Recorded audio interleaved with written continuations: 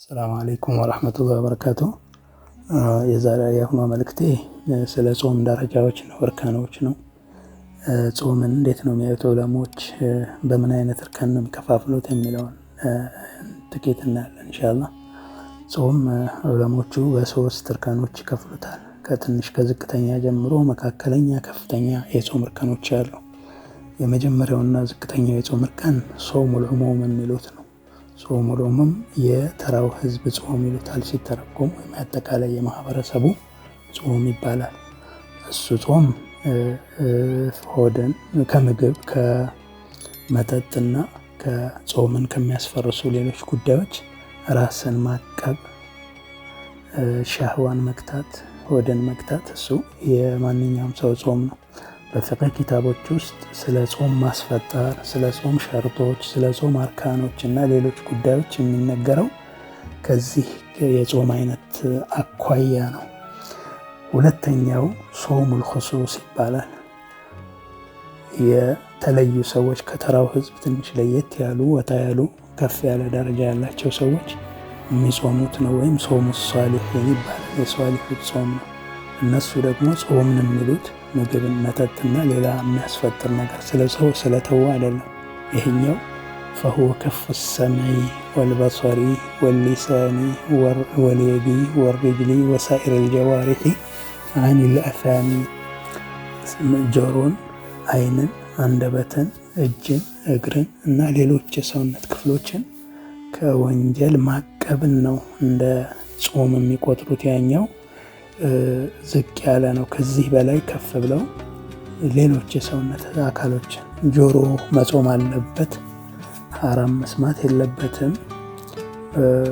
ወይ ቁርአን ወይ ሐዲስ ወይ ደግሞ የሚጠቅሙ ነገሮችን ወይ ደግሞ ዱንያዊ ሆነው ግን መጥፎ ያልሆኑ ለስራ አገልግሎት የሚውሉ ነገሮችን እነሱን ነው መስማት ያለበት ጆሮ። ከዚህ ውጪ መጥፎ ነገር ከሰሙ ሆነ ብለው ፈቅደው ማለት ነው። አጋጣሚ ሊሰማ ይችላል። በአጋጣሚ በሆነ ጉዳይ በሆነ ስናልፍ መንገድ ላይ ወይ በሆነ ነገር ሊያጋጥመን ይችላል። ግን ሆነ ብለው ፈቅደውና ወደው የሐራም አይሰሙምና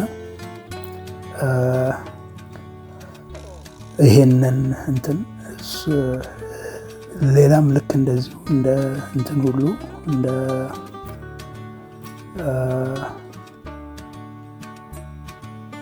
ጆሮ ሁሉ አንደበታቸውም መጾም አለበት። አንደበት መጥፎ አይናገርም በፍጹም። በረመዳን በጾም ወቅት መጥፎ መናገር የለበትም። እንግዲህ መዋሸት፣ ሰዎችን ማማት፣ መሳደብ፣ መራገም፣ ሌሎች ጉዳዮች አሉ ከአንደበት ጋር የተያያዙ እነሱን በፍጹም መፈጸም የለባቸው። እጅም እንደዚሁ ሐራም መንካት የለበትም። እግርም ወደ ሐራም መራመድ የለበትም።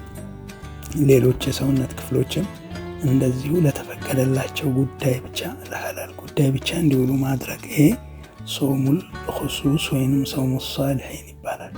ደግሞ ሶስተኛ በጣም ከፍ ያለ ደረጃ እርከን ያለው የጾም አይነት አለ። ሶሙ ኹሱሱል ኹሱስ፣ በጣም ልዩ የሆኑ ሰዎች ከተለዩትም ሰዎች በጣም የተለዩ ሰዎች የሚፈጽሙት አይነት ነው። ሁለተኛዎቹ ሰዎች ሶሙል ኹሱስ ሷሊሒን ያልናቸው ሰዎች ማፍጠር እንደ ማፍጠር፣ ጾም እንደ መፍታት የሚቆጥሩት መጥፎ ነገር ከሰሙ ነው፣ መጥፎ ነገር ካዩ ነው፣ መጥፎ ነገር ከተናገሩ፣ እጃቸው ወይ እግራቸው ወይ ሰውነታቸው መጥፎ ነገር ላይ ከሰራ ጾሜ ተበላሽቷል፣ አሁን ዋጋ የለውም ይላሉ።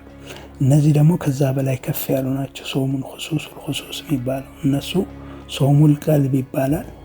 ቀልብን ከመጥፎ ሀሳቦች ከመጥፎ ስሜቶች መጠበቅ ነው የዚህኛው ዋናው ዓላማ። ቀልብ ከአላህ ውጪ ሙሉ በሙሉ ከአላህ ውጪ መሆንን፣ ከአላህ ውጪ ያለን ነገር ሙሉ በሙሉ እንዲሸሽ ያደርጉታል። እንደ ማፍጠር የሚቆጥሩት ከአላህ ውጪ ያለ ነገር ማሰብ ሲጀምሩ፣ በዚህ በጾም ወቅት ከአላህ ውጪ ከአኼራ ውጪ ከዲን ውጪ ያለ ነገር ማስጨነቅ ማሳሰብ ሲጀምራቸው ያኔ ጾማችን ችግር ገጥሞታል ይላሉና ይሄ በጣም ከፍተኛ ነውና የመጀመሪያው የተራው ሰው ጾም ነው ብለናል። ሁለተኛው የሷሊሖች ሶሙ ሷሊሒን ብለናል። ሶስተኛው ደግሞ ሶሙል አንቢያ ልንለው እንችላለን። የአንቢያዎች በጣም ከፍተኛ የሆኑ ደረጃ ያላቸው ሰዎች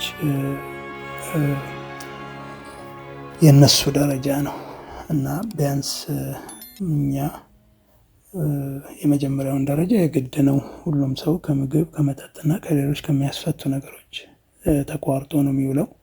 ይሄ ማንም ሰው የሚሰራው ነው። ትንሽ ወደ ሁለተኛው እርከን ራሳችንን ከፍ ለማድረግና ሶሙ ሷሊሒን ደረጃ በከፊልም እንኳ ለማግኘት አይናችንን፣ ጆሮአችንን፣ እጃችንን፣ እግራችንን፣ አንደበታችንን ከመጥፎ ነገሮች ወደ መጠበቅ ከፍ ለማለት የምንችለውን ያክል መሞከር እንዳለብን አደራ እላለሁ። ወሰላሙ አለይኩም ወረሕመቱላሂ ወበረካቱ።